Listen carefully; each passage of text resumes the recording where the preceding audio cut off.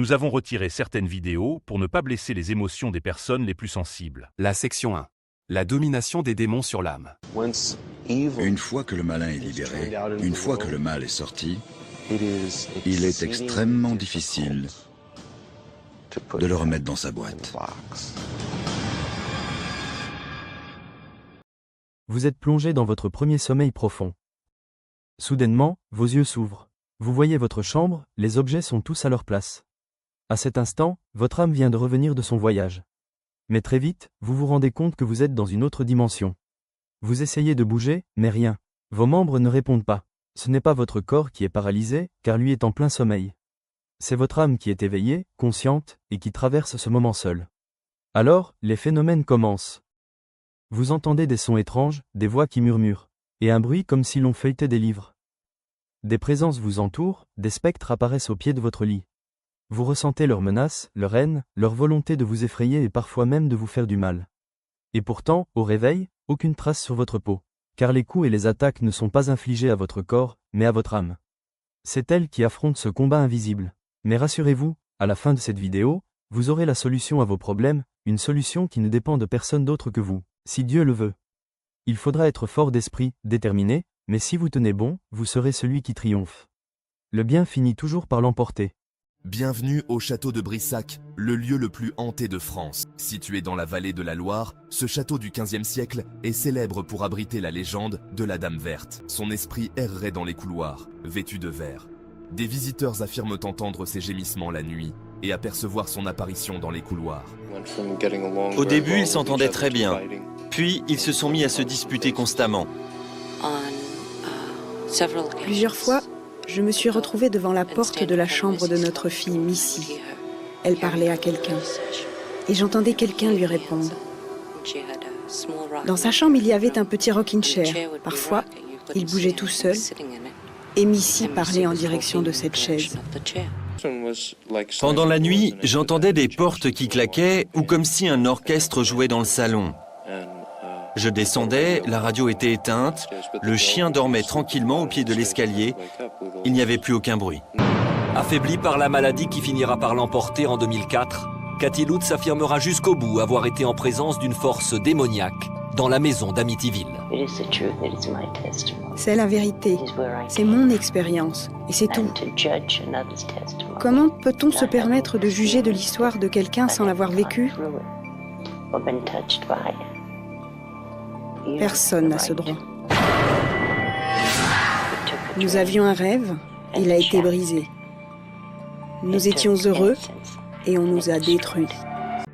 Cette maison avait envoûté Bob Cranmer depuis son enfance. J'ai grandi dans le coin. Et depuis ma plus tendre enfance, au début des années 60, j'ai toujours été fasciné par cette maison. Elle ne me faisait pas peur du tout. Elle m'intriguait. Je voulais savoir ce qui se passait à l'intérieur, qui étaient les gens qui y habitaient et ce qu'ils faisaient. C'est marié et père de famille que Bob revient à Pittsburgh après une longue absence.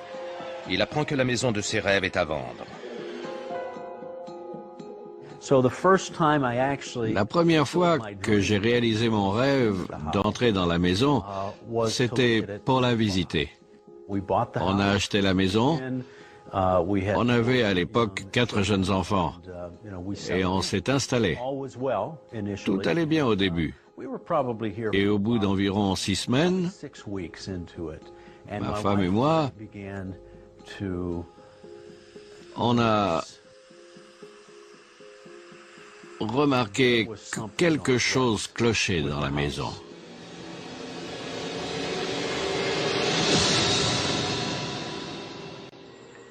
Des choses étaient déplacées, disparaissaient. Un endroit semble particulièrement actif. Un placard situé sous l'escalier. Il y a une lumière dans le placard avec un interrupteur à chaînette. Et quand je rentrais le soir et que j'ouvrais le placard, la chaînette était enroulée autour de l'ampoule et autour du fil sur lequel était branchée la douille. On a fait un petit test. J'ai dit, d'accord, fermons la porte.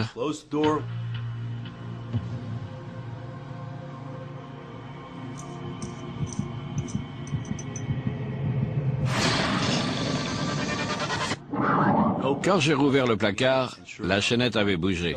Et on a su alors qu'on avait un fantôme. Un gamin du quartier nous a dit « Ah, vous vivez dans cette maison, elle fait peur ». On disait qu'elle était hantée et personne ne nous croyait. Quand on invitait quelqu'un à passer une nuit, il ne revenait pas. Il faut comprendre la différence entre une maison hantée par un esprit humain et par un démon, ce qu'on appelle une infestation. Du point de vue catholique, l'esprit humain est une âme au purgatoire qui signale sa présence. L'infestation démoniaque est destructrice. C'est ce qui semble se passer chez les Cranmer. Bob se réveillait tous les matins avec des griffures, comme si un chat l'avait griffé dans le dos. 2 de mes enfants ont vu une ombre penchée au-dessus de leur lit. Elle avait une forme humaine et elle est entrée dans ma chambre en sautillant. Elle s'est mise au pied de mon lit et je l'ai regardée l'espace d'une seconde. J'ai tiré la couverture par-dessus ma tête et elle a filé à mes pieds, parfaitement pliée. Au fil des années, certains membres de la famille ont eu des problèmes psychologiques, un sentiment d'oppression et un comportement très paranoïaque, totalement à l'opposé de ce qu'ils étaient et de ce qu'ils sont. C'est Moloch, mon ami. On a perdu le contrôle et la situation est devenue démente pendant 2 ans. J'ai passé 14 jours enfermé dans un hôpital psychiatrique à cause de l'influence de cette chose. C'est peut-être dû à mon caractère. Je crois vraiment qu'il y a le bien et le mal, et que le mal est puissant, mais que le bien peut l'emporter au final. Chaque année, l'Église catholique reçoit des milliers d'appels à l'aide pour des infestations démoniaques. Elle a créé l'Association internationale des exorcistes pour aider à former les prêtres sur ces phénomènes. En 2004, un appel vient de cette maison de la banlieue de Pittsburgh. L'infestation de maisons est bien plus courante qu'on ne le croit ou qu'on ne le dit.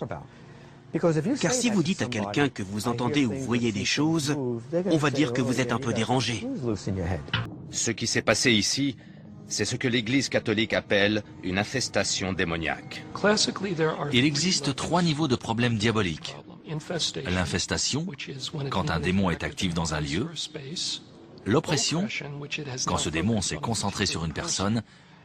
Et la possession, quand cette personne a permis au démon de contrôler son corps. L'infestation est de loin le plus répandu des 3.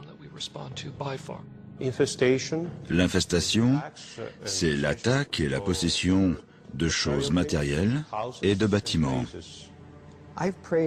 J'ai prié dans des maisons où il y avait des bruits, où les choses bougeaient, où il faisait froid, où il y avait une odeur, des bruits de pas, comme si les lieux appartenaient aux esprits. Généralement, il y a eu auparavant une activité diabolique, spiritisme, culte satanique, voire meurtre ou crime, et le mal, comme un gant, a recouvert les lieux. Mais qu'est-ce qui a poussé le démon à infester cette maison-là? Les problèmes viennent du fait que le précédent maître des lieux a fait quelque chose pour inviter le diable. Une fois que le malin est libéré, une fois que le mal est sorti, il est extrêmement difficile de le remettre dans sa boîte. Ne parlez pas aux démons. Dans un sens, c'est peut-être la règle la plus importante. Parler à un démon, c'est courir le risque d'entamer une relation avec lui. Et c'est pourquoi communiquer avec les esprits est si dangereux. On a quelque chose en plus, et c'est ce désir intérieur d'autre chose qui fait débuter notre interaction avec le monde spirituel. Donc si une personne dit « je veux aller chasser les fantômes, je veux faire ce genre de choses », c'est qu'elle veut cette expérience, elle veut entrer en relation. Et parfois, cette connexion va dans un sens qui n'est pas souhaité. Beaucoup de gens font l'erreur de penser qu'ils peuvent ouvrir la porte au malin pour l'observer, lui gratter le ventre puis refermer la porte et ne plus jamais avoir à s'en soucier. Le diable ne se montrera jamais comme un ange des ténèbres. Il se présentera toujours comme un bon esprit, un être de lumière, un guide spirituel pour ainsi dire. Le plus effrayant dans tout cela,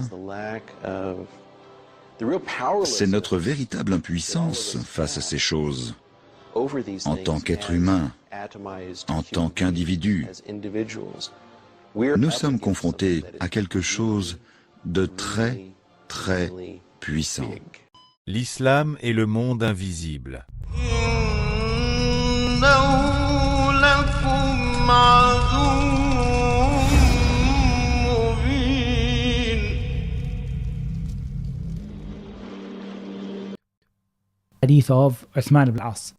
Quand il a dit « Quelque chose est apparu dans ma prière »,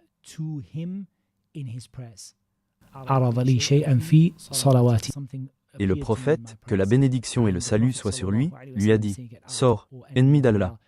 Mais en même temps, nous voyons toujours qu'ils utilisent la roqya et enseignent la roqya pour une large gamme de problèmes. Nous pouvons donc ajouter cela également à la réponse, Inch'Allah. Et même lorsque tu regardes les textes, c'est-à-dire lorsque tu examines les preuves légales qui sont venues au sujet de l'invocation et de la roqya, pourquoi donc le prophète, que la paix et la bénédiction de Dieu soient sur lui, apprenait-il aux compagnons à pratiquer la roqya sur eux-mêmes? Et si cela était une chose qu'ils ne pratiquaient pas ou qu'ils n'allaient pas pratiquer, alors pourquoi le prophète, que la paix et la bénédiction de Dieu soient sur lui, leur aurait-il appris quoi dire? C'est cela qu'il faut comprendre.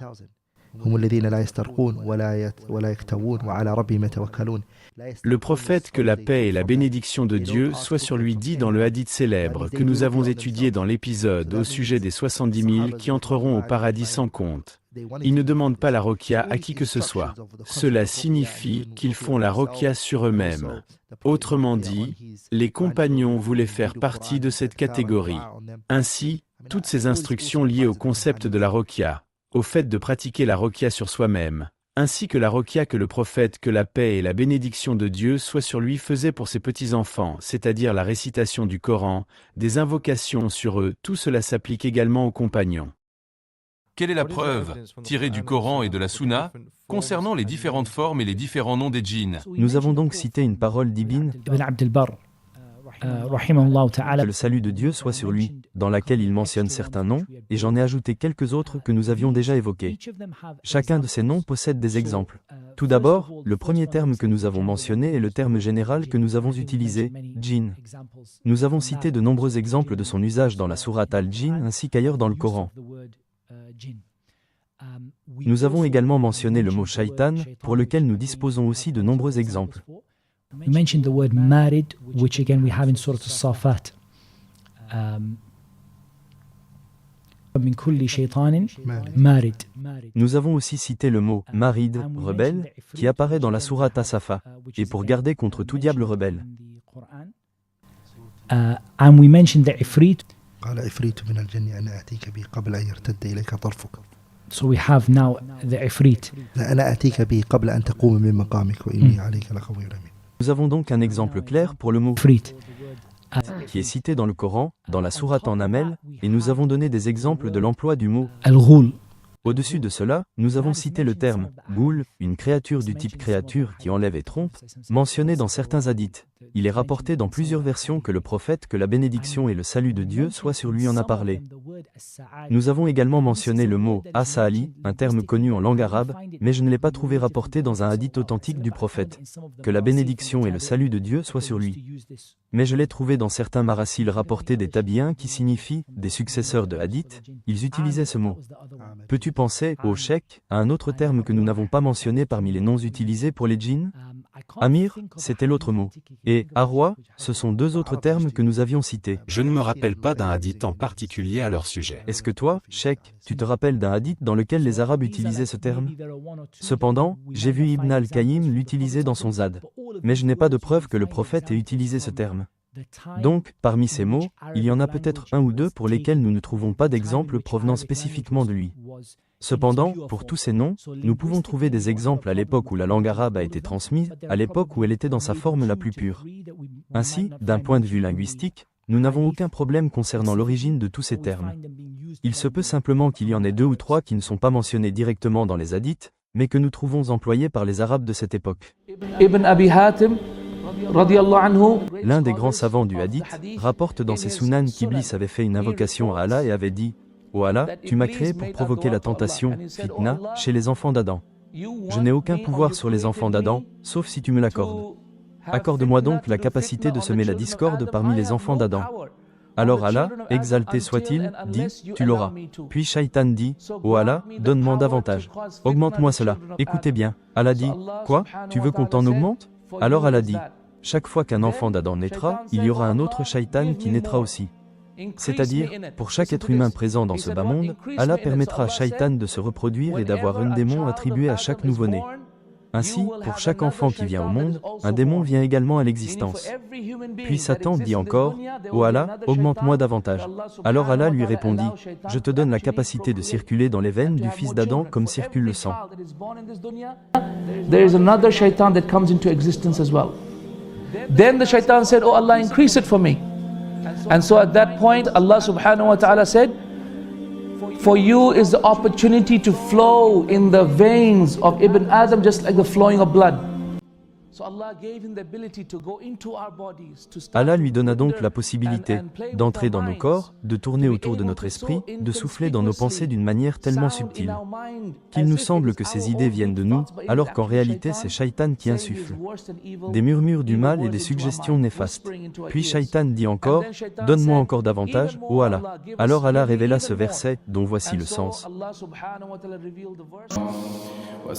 واستفزز من استطعت منهم بصوتك وأجلب عليهم بخيلك ورجلك وشاركهم في الأموال والأولاد وعدهم وما يعدهم الشيطان إلا غرورا. Ô Shaitan, rassemble tes forces, rassemble tes armées, rassemble ta cavalerie, tes chevaux de feu provenant de la géhenne, rassemble-les tous. Rassemble tes hommes, rassemble les shayatines, qui sont les cavaliers du diable, et pars mener ta guerre contre l'humanité. Va et attaque-les, fais-leur des promesses et tente-les par tout ce qui se trouve sous les cieux et sur la terre. Et Allah dit ensuite, et la promesse du diable n'est qu'une tromperie. Cette dernière phrase renvoie au sens du verset. Et va les détruire avec tes forces du mal.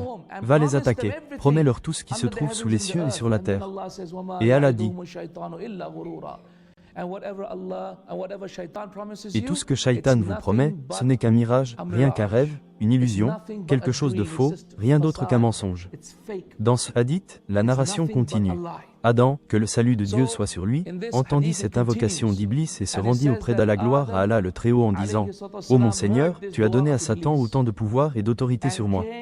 Alors qu'est-ce que tu me donneras, ô Allah? Accorde-moi quelque chose. » Allah dit, « Il n'y aura aucun enfant de toi qui naîtra dans ce bas monde sans que j'envoie 2 anges, pas un seul, comme Shaitan, mais 2, qui le protégeront constamment du mal des démons. » Et c'est ce qu'Allah dit dans le Coran. Pour chaque être humain, il y a 2 anges qui se relaient, l'un devant lui, l'autre derrière lui, qui le gardent par ordre d'Allah. Not one shaitan, but 2 angels that will constantly protect him from the evil of the shayateen. And that's what Allah says in the Quran. He says, وَجَعَلْنَا مِن بَيْنِ أَيْدِيهِمْ. What is it? Oh, no. Allah subhanahu wa ta'ala says what? لَهُمْ مُعَقِّبَاتٌ مِن بَيْنِ يَدَيْهِ وَمِن خَلْفِهِ يَحْفَظُونَهُ مِنْ أَمْرِ اللَّهِ. Ce qui signifie quoi? Nous avons 5 anges en permanence. Shaitan a un seul ennemi contre nous, mais nous avons 5 anges avec nous en tout temps, 2 pour écrire nos actions, un à droite pour les bonnes actions, un à gauche pour les mauvaises. 2 autres pour nous protéger, un devant nous, un derrière nous, et ils se relaient aussi. Et un 5e qui nous inspire le bien, fais le bien, fais le bien. And then a 5th one to simply whisper into our ears, do good, do good. Say this, say that. Say subhanallah. Say dis ceci, dis cela. Gloire à Allah. Louange à Allah. Il n'y a de divinité qu'Allah. Et il est notre côté bon. 5 anges. Alors Adam fut heureux. Il dit, ô Allah, donne-moi encore plus. Allah, exalté soit-il, lui répondit, pour chaque mauvaise action, je n'écrirai qu'une seule mauvaise action où je la supprimerai, c'est-à-dire que je la pardonnerai. Mais pour chaque bonne action, je l'écrirai 10 fois. Adam fut heureux et dit encore, ô Allah, donne-moi plus. Allah, exalté soit-il, lui dit, je te promets que mon pardon restera toujours ouvert jusqu'à ce que l'âme quitte le corps.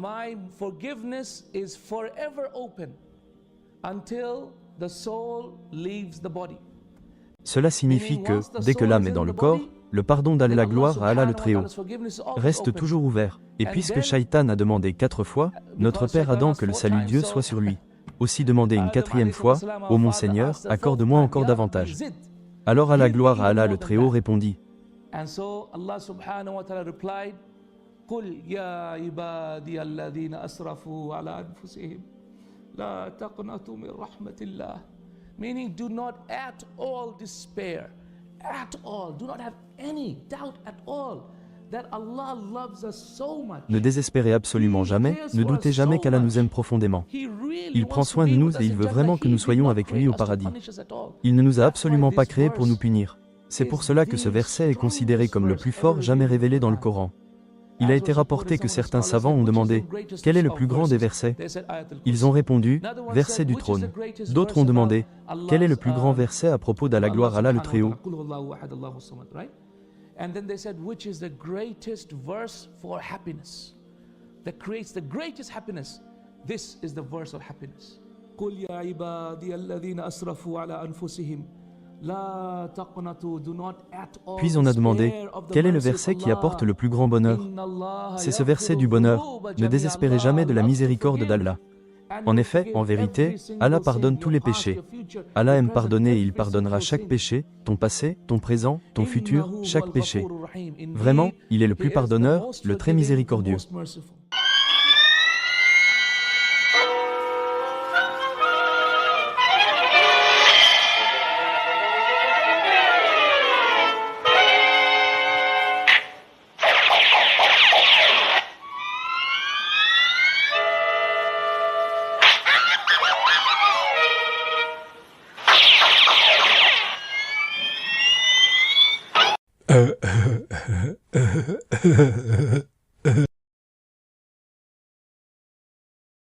Aller aux toilettes, faire ses ablutions, brosser ses dents, mettre son pyjama, secouer sa couette avant de dormir. À la campagne, pour s'assurer qu'aucune bête ne s'y cache. Dire Bismillah en se couvrant. S'allonger sur son côté droit, placer sa main droite sous sa joue. Réciter les invocations avant de dormir. Dormir sur le ventre, interdit. Il n'est pas recommandé de commencer à dormir sur le côté gauche. Dormir nu sans aucune couverture. Dormir en état de colère. Laisser traîner de la nourriture dans la chambre. Là, je vous fais un dessin. Même toi, tu devrais comprendre maintenant. Si vous suivez les règles comme il se doit, ces esprits maléfiques ne pourront pas vous nuire. Mais si jamais vous oubliez, je vous le déconseille fortement. Sachez qu'en cet état, vous pouvez parler avec la voix de votre âme. Ils reviennent pour tourmenter votre âme. Allez, reprenez vos armes et à l'attaque. Je plaisante. Armez-vous de patience. Et faites vos invocations dans cet état, car vous en êtes capable. Commencez par l'une des invocations les plus courtes. Il n'y a de force ni de puissance qu'en Allah, ou Allah me suffit et il est le meilleur garant, car les plus longues seront difficiles à terminer. Dans cette situation critique, de toute façon, ils ne vous laisseront pas terminer. Cette invocation, dite avec foi et force intérieure, est véritablement miraculeuse. Cette invocation est prononcée par Dieu et ses anges. Inna Allah wa malaikatahu yusalluna ala an-nabi ya ayyuhalladhina amanu sallu alayhi wa sallimu taslima. Allahumma salli wa sallim ala nabiyyina Muhammad. Lorsque tu lis le Coran, demande la protection d'Allah contre le diable banni. Il n'a aucun pouvoir sur ceux qui croient et qui placent leur confiance en leur Seigneur.